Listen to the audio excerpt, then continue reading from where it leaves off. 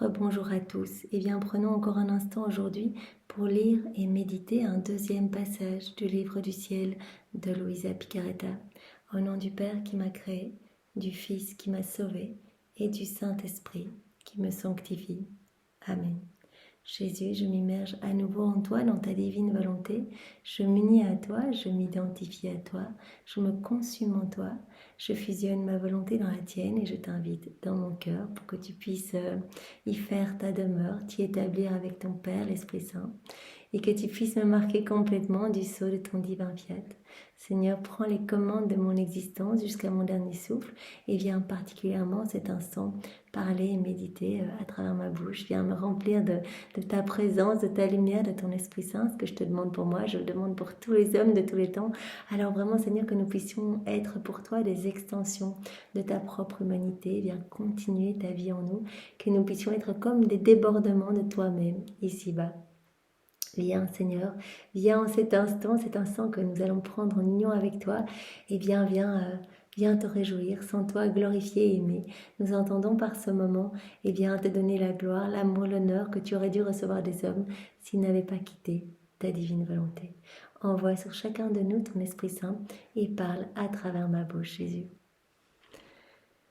Alors le passage que nous allons méditer est celui du 10 mars 1927, nous sommes toujours dans le volume 21, et c'est Luisa qui parle. Comme d'habitude, je suivais les actes de la volonté suprême dans la création. Comme d'habitude, elle le dit elle-même, elle ne fait que ça, des rondes toute la journée. Vraiment, elle loue, elle bénit, elle glorifie à travers ces rondes. Ici, elle est occupée à tenir compagnie à la divine volonté opérante et agissante dans chaque élément créé. Elle vient placer, c'est je t'aime, je t'adore, je te bénis, que vienne le règne de ta divine volonté sur chaque élément créé pour que vraiment cela résonne, on le sait. Quand on place cela sur les éléments créés, eh bien en fait, toute la création vient vraiment répéter cette prière, et donc vraiment sur la terre et dans le ciel, cette prière résonne, c'est je t'aime, cet amour, ces actes de louange, eh bien vont se trouver partout, et donc la Trinité va vraiment ressentir la gloire, l'amour, eh bien que les hommes auraient dû lui donner. Arrivé au moment où Dieu créa l'homme, je m'unis aux premiers actes parfaits accomplis par Adam, et je continuais, après qu'il eut péché, à aimer et à adorer avec la même perfection qu'il aurait eue dans l'unité du Fiat suprême. Donc là, Luisa, elle vient au moment de la création de l'homme. Elle vient s'unir à tous les actes d'Adam dans son état d'innocence. Donc Adam rempli de la divine volonté. Et voilà, elle reprend tous les actes d'Adam et elle les réoffre au pied de la Trinité au nom de tous. Et puis quand Adam a quitté la divine volonté, et donc que tous les vices, les maux ont vu le jour, voilà, il a perdu son vêtement royal, il a perdu cette place de propriétaire de tout le royaume. Et bien, Luisa va reprendre tous les actes d'Adam et tous les actes, je suppose, de tous les hommes après Adam, de toutes les générations qui ont suivi Adam, donc c'est-à-dire chacun de nous. Elle va reprendre tous nos actes en rupture avec la divine volonté et elle va les plonger dans l'acte unique et éternel de Dieu, donc dans sa divine volonté, pour les refaire, pour les magnifier, pour les sanctifier, pour les offrir comme autant d'actes de louange, de bénédiction, d'adoration, d'amour, vraiment au nom de tous. Elle est en train de faire cela. Mais en faisant cela, je me disais, est-ce que nous avons droit à ce royaume de la divine volonté ? Voilà, Luisa, elle se pose tout le temps un peu les mêmes questions. Est-ce qu'on a droit à ce royaume de la divine volonté ? Jésus a déjà répondu tant et plus, mais je pense que il fait renaître ce questionnement pour nous répondre à nous, parce que Luisa, elle est complètement immergée dans la divine volonté, donc voilà, ses prières, ses pensées sont celles de Jésus. Donc il veut nous répondre à chacun de nous, parce qu'il sait que tel enseignement va toucher telle personne de manière plus intense, plus profonde. Il sait que telle comparaison, à chaque fois, il utilise des comparaisons différentes, des images différentes, des exemples différents, et il sait que il vient marteler l'information dans nos esprits, dans nos cœurs, pour que nous puissions être émerveillés par son amour, que nous voulions, que nous désirions à tout prix vivre dans la divine volonté, et que nous lui offrions nos vies et nos volontés.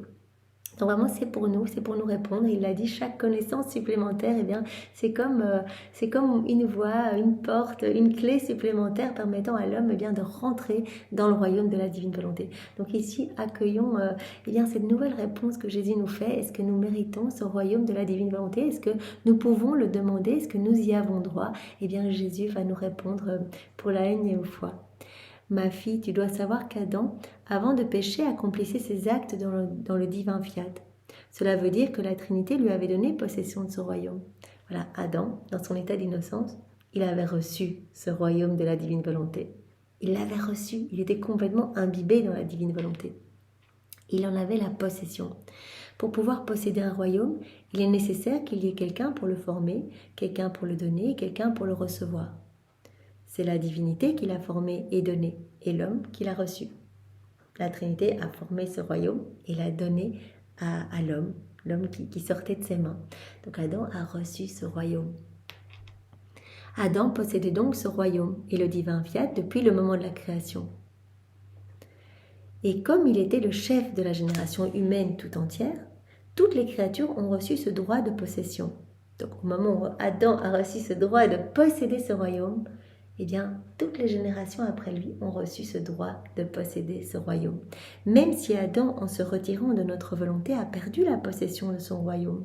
Il a perdu la possession de son royaume, mais ce n'est pas pour ça que nous avons perdu le droit de le posséder. Il a perdu la possession de ce royaume en se retirant de notre volonté. Il en a perdu la possession, car en faisant sa propre volonté, il se mettait en guerre avec le fiat éternel. Il ne peut pas faire sa volonté propre et la divine volonté. Donc il y a ce conflit entre les deux. Il faut choisir, comme nous en avons parlé dans le passage précédent.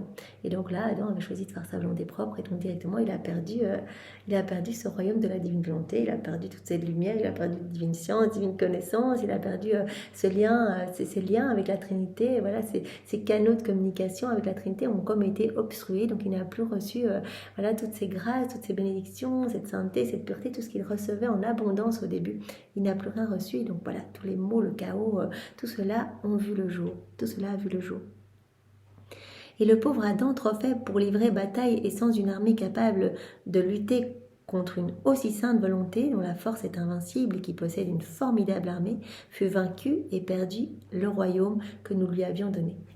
Adam, quand il était dans son état d'innocence, il avait tout, toute la création lui obéissait, c'était comme son armée, il était vraiment avec la force divine, la puissance divine, la sagesse divine, etc.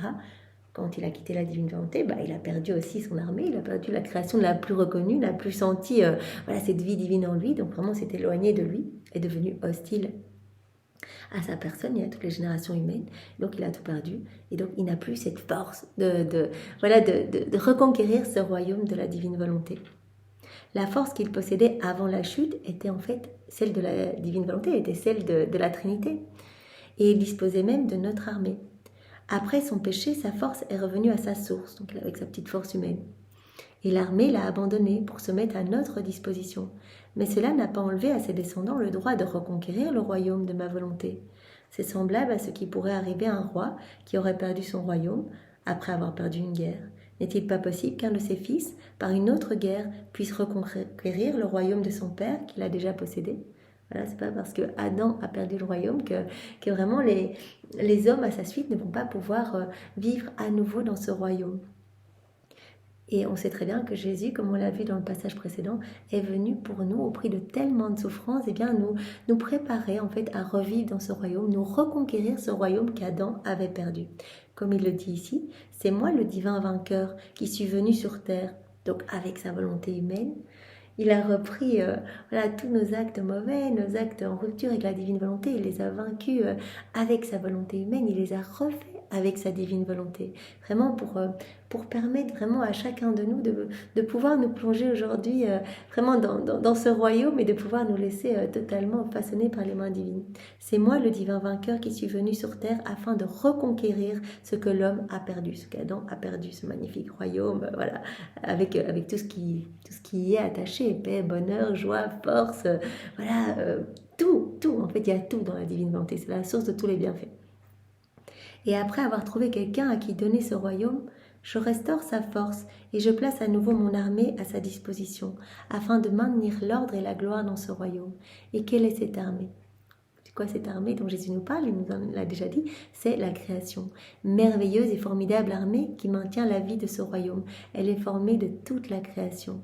En chaque chose créée, la vie de ma volonté s'est dédoublée. On le sait, la divine volonté est opérante, agissante dans chaque chose créée et elle maintient les qualités divines dans chaque chose créée. Donc la divine volonté maintient qualités de Dieu, donc dans les cieux, l'immuabilité, dans le soleil, la force, la puissance, dans la mer, eh bien peut-être la justice quand la mer un peu se déchaîne, pareil dans le vent, voilà, dans les petits animaux, les petits oiseaux, les petits papillons, etc., la légèreté, la pureté peut-être, voilà. Donc chaque élément créé cache eh bien, un attribut divin, vraiment conserve une qualité divine. Donc c'est l'armée de Dieu qui était à la disposition d'Adam, puisqu'il était totalement en connexion avec la création, tout ce qu'il faisait, eh bien voilà, la création le répétait et vraiment il était en lien constant avec toute la création. Ce que nous avons perdu en quittant la divine volonté. La création nous est hostile, la nature ne nous reconnaît plus et vraiment nous ne sommes plus dans un rapport avec la création, nous profitons de la création mais nous ne reconnaissons pas la divine volonté qui opère, agit. Nous ne voyons plus l'amour de Dieu présent dans la création. Jésus nous disait l'autre jour, c'est tellement beau, je crois que c'est un des plus beaux enseignements pour moi en tout cas, et bien que, voilà, Louisa, elle disait, mais je n'ai pas la possibilité d'aller adorer, aujourd'hui, voilà, je suis bloquée, je ne peux pas aller adorer, t'adorer Jésus dans son sacrement. Il dit, mais en fait, je suis partout, ma divine volonté, elle est partout. Qu'est-ce qui rend, en fait...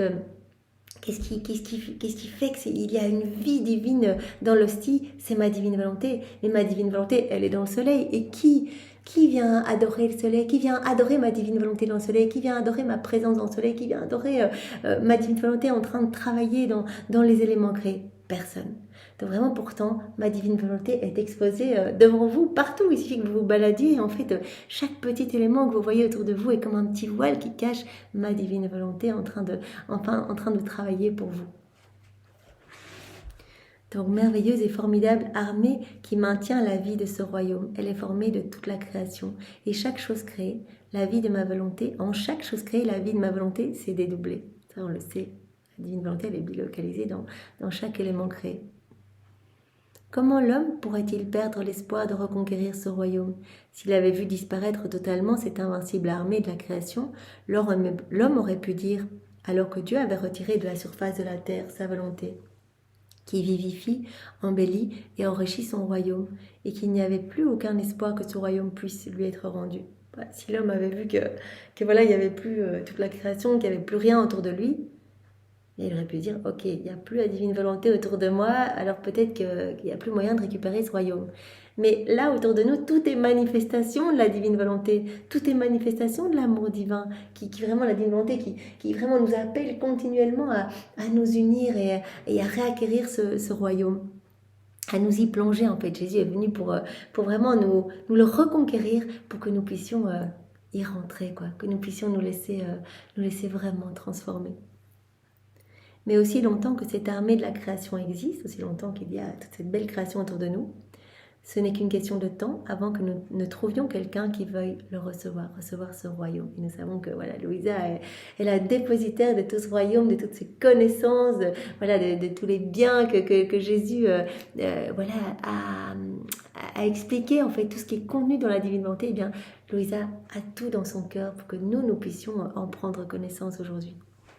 Car s'il n'y avait plus d'espoir de posséder ce royaume du divin fiat, il n'aurait pas été nécessaire que Dieu te manifeste tant de connaissances à son sujet, ni son désir de le voir régner, ni l'étendue de sa souffrance parce qu'il ne règne pas encore.